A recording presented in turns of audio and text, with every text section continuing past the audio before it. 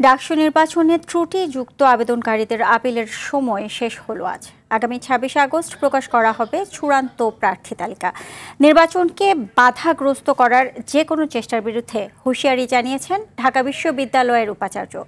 এদিকে নির্বাচনে জয়ী হলে ঢাবিতে কোয়ালিটি রাজনীতি উপহার দেওয়ার অঙ্গীকার করেছেন ছাত্রদলের ভিপি প্রার্থী আবিদুল ইসলাম খান।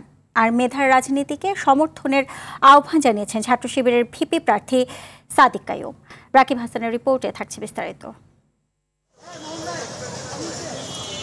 জমে উঠেছে ঢাকা বিশ্ববিদ্যালয়ের কেন্দ্রীয় ছাত্র সংসদ ডাকসু নির্বাচন। প্রার্থী ও ভোটারদের মধ্যে বিরাজ করছে উৎসবমুখর পরিবেশ। ত্রুটিযুক্ত মনোনয়নের কারণে নির্বাচনে স্থগিত হওয়া ৪৭ প্রার্থীর মধ্যে শেষ দিনে আপিল করে ৩৪ প্রার্থী।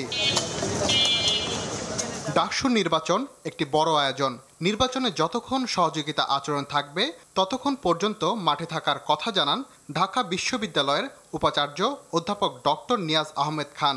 ঢাবিতে কালো দিবসের আলোচনায় এসব কথা বলেন তিনি। এই আয়োজনে সবাই যতক্ষণ আমার হাত ধরে থাকবেন ততক্ষণ আমি মাঠে থাকব। যেখানে আমার হাত ছেড়ে দেবেন আমি পরিষ্কার আপনাদেরকে ডেকে বলে দেব যে এই জায়গাতে আমার বাধা হচ্ছে। পরিষ্কার কথা। ডাকসু নির্বাচন ঘিরে ষড়যন্ত্র হচ্ছে জানিয়ে প্রশাসনকে সতর্ক থাকার আহ্বান ডাকসু ফর চেঞ্জ প্যানেলের ভিপি প্রার্থী বিন ইয়ামিন মোল্লার। এই ডাকসুর জন্য দেখেছেন জীবন মরণ ফাইট করতে হয়েছে আমাদেরকে। ভিসি স্যারের বাসভবনের সামনে আমার অনশন করতে হয়েছে। তখন সেই প্রভাব বিলয় পিছু হটলো, তারা তফসিল দিল, কিন্তু তাদের ষড়যন্ত্র কিন্তু থেমে নাই। তারা সূক্ষ্ম জাল বুনে রেখেছে যেন নির্বাচন একটা ক্যাচাল তৈরি হয়ে থাকে। খাদ্য আবাসন সহ শিক্ষার্থীদের স্বার্থকে প্রাধান্য দিয়ে কাজ করার অঙ্গীকার ছাত্রদলের ভিপি প্রার্থী আবিদুল ইসলাম খানের। আমরা কোয়ালিটি নির্ভর রাজনীতি করব, নট কোয়ান্টিটি। কোয়ালিটি যখন থাকবে কোয়ান্টিটি আপনার হাতেই থাকবে।